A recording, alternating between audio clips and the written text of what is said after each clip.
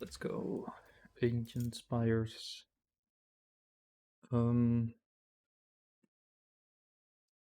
do an English game. We didn't do those that many, so.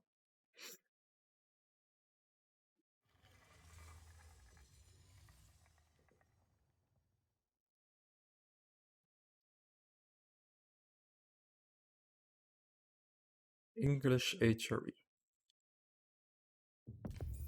Definitely gonna go for Dark Age Man at Arms.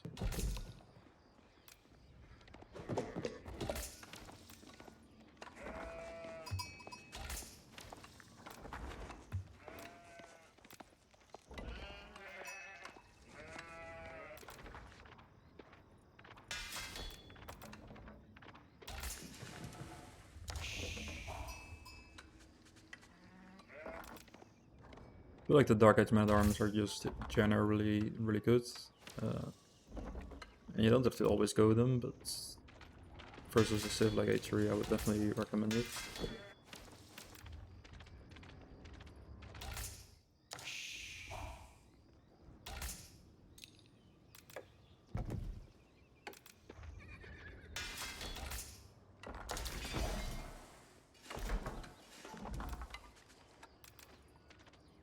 We're not finding a lot of sheep, but we will have the fish to get our farm.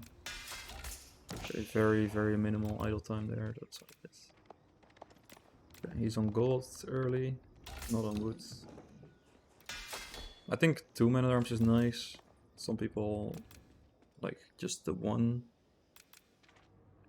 The main problem I have with just the one is that you can either put a lot of vills on it and just try to ignore it, or you can use the prelate to heal and stuff like that. Always pretty important with English to try and see if a scout is coming. You can sometimes kill it super fast with your machine gun TC.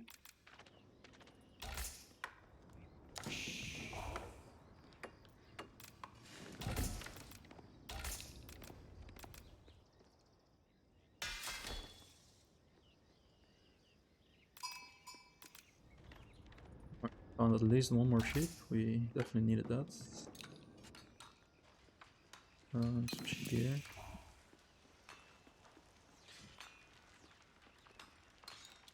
So he's probably just gonna run away. He already gathered enough to age.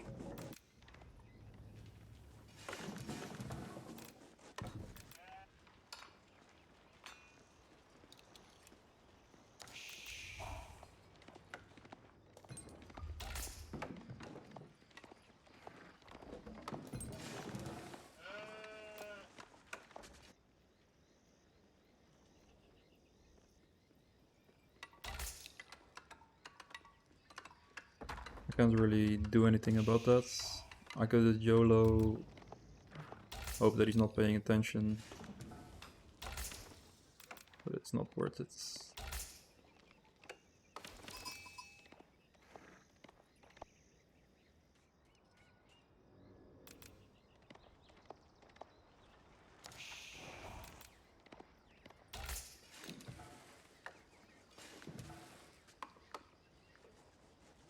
Okay, problem that I see here is that I want to make a mill, but I will end up being housed.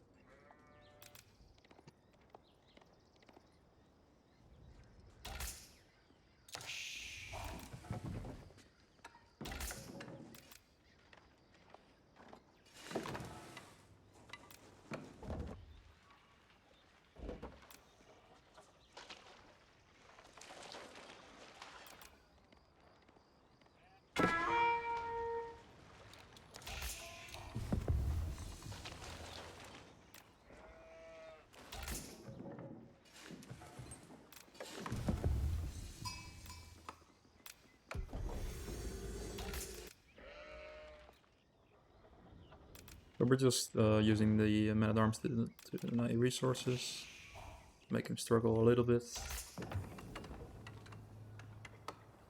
And it gives me flexibility to see how I want to end up playing the game. It's looked like a very low amount of short fish spawned. It's a bit of a bummer. I think there were 2 sheep here, unless he's taken them.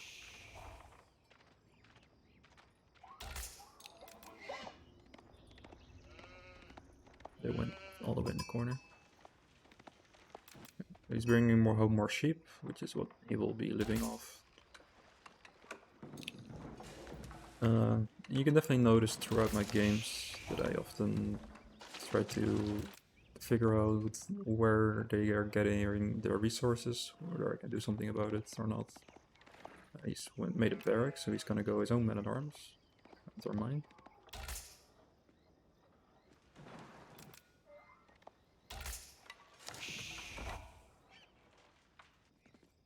And I'm gonna train a couple longbows to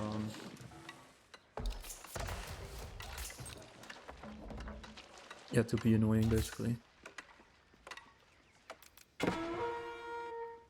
Made a wall.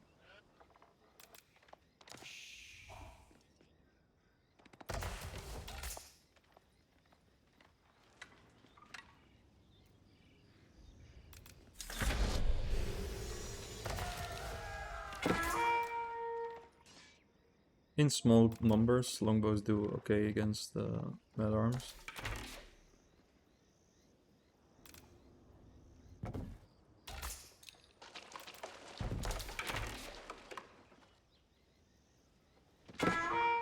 Alright, he's also going some horsemen. I think we'll bring more men-at-arms.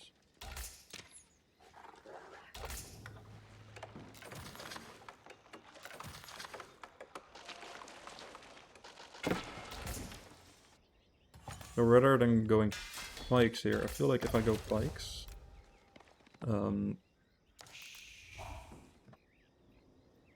that's unfortunate. The issue that I see with going pikes is that the men-at-arms will just charge at me and then overwhelm me.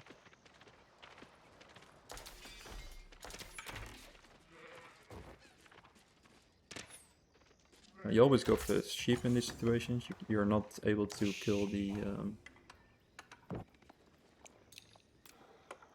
scout in time, and getting any sort of sheep kill can be pretty beneficial.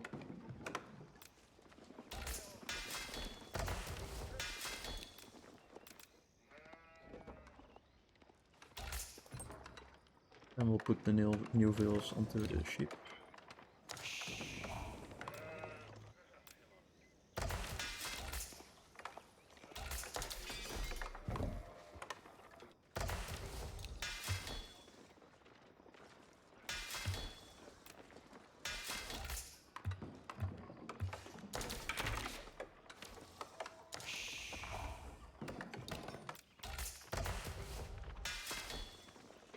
It's a bit scary to push in with this army.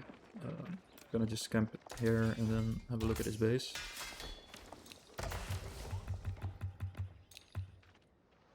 He is gonna see it. We don't know how much he made, right? We don't know if he has a lot of horsemen.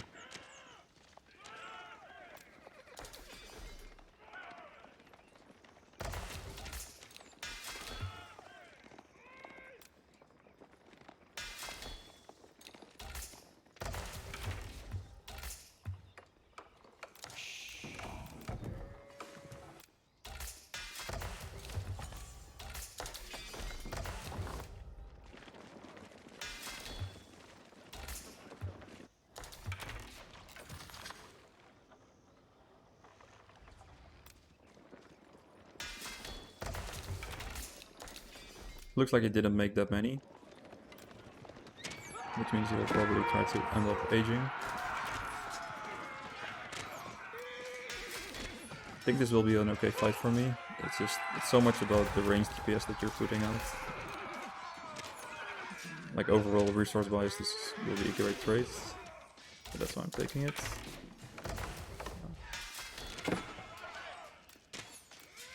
The way to judge these sort of fights is just the main DPS will often be archer units, and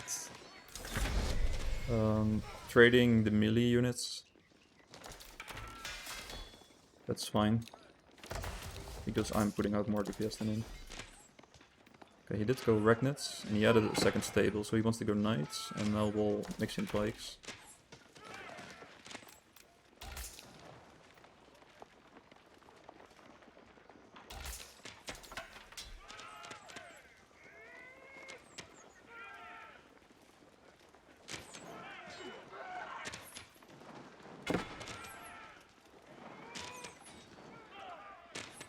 So we're just focusing villagers, trying to get as much eco damage as we can. And this is basically the similar trend to most of the games I play, is that I now need to transition into H3 units, because long term I'm not going to be able to deal with his army in this age. So I'm gonna just do as much as I can during this age, you know, idle this eco, kill some vills, be annoying.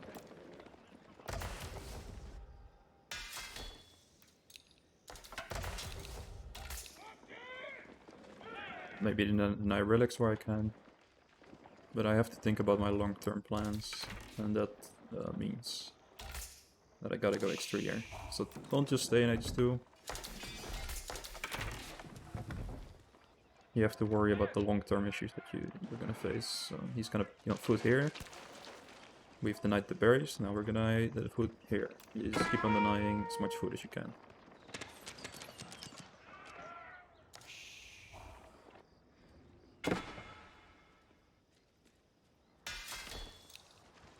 Here. Now he's walking around a lot, which is idling him as well. And we're just gonna hit H3 with a Vill lead, because we have killed a bunch of his Vills. They're not working, they're just standing there.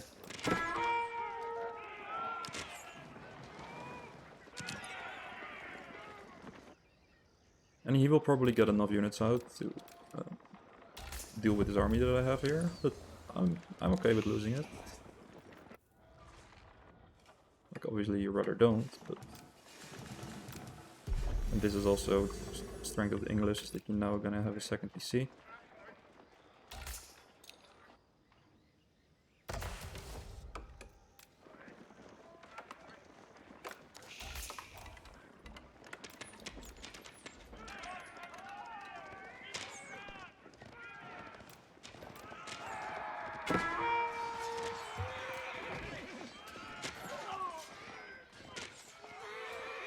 Just gonna try to get the bows out of there a bit.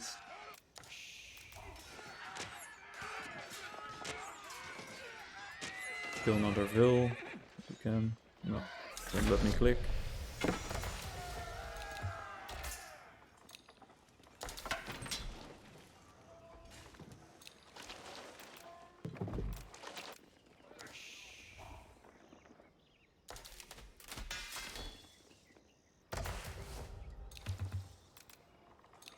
And now we're gonna fix our composition problems by adding crossbows, which he isn't gonna be happy about. And we'll have a couple pikes, and then we go man-at-arms again to have as our front line.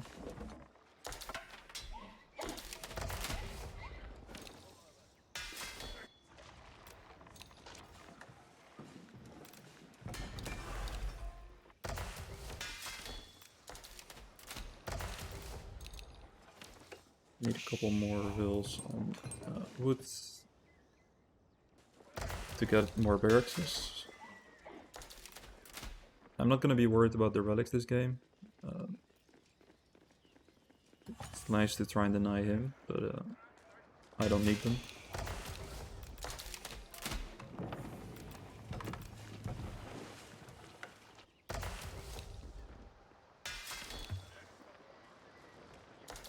From all this walking around that he had to do, like, his food econ was really hurt.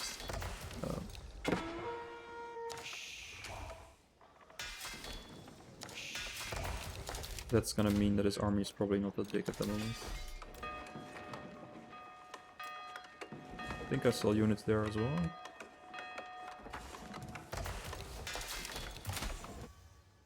And we'll just use this as our harassment force.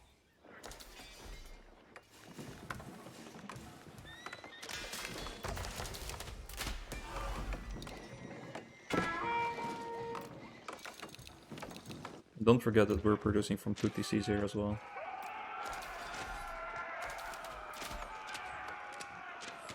Just continue to harass his eco, make him bleed his economy. Gonna be a monk here.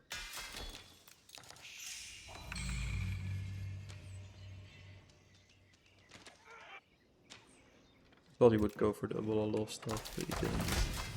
Alright, and that's how you won. So, I think this is an interesting game, and it's not a long game, but it's still close. I feel like if you let H3 do their thing, he's just gonna out. Did I say GG? Um, he's just gonna out eco you because the prelate buff and the relics is gonna be free income for him.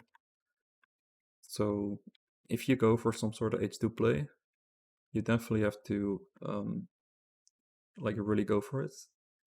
And I think it was a good choice to go, and by really go for it, I mean like really harass his eco. So I think it was a really important choice to mainly go men at arms in H2. And now you see I'm making more spear. I made a couple more spears. So versus the horseman men at army, you might think to go pike longbow, but then the pike will mostly evaporate, and you don't really need the pike as DPS versus the horseman. Your DPS is already your longbow. You just want to have a front line that doesn't disappear. So in that little fight that we had in H2, like army value wise, his army is more expensive than mine. His unit, the sort of units that he made were more expensive. I just had more, but I had a very good trade in terms of efficiency, like army lost value and stuff. Just because the men at arms we're both just losing units. We're both just losing our front line, but my front line was like 3 men at arms, and his front line was like, I don't know, 4 men at arms, 4 horsemen, or whatever it was. And then when he hits H3, then the knights, he's gonna make knights. We saw that he made a second stable, and that's when I trade a couple pikes, because then the men at arms aren't just there to be a meat shield anymore. They will just die to knights. So I make a couple pikes to be able to deal with the knights.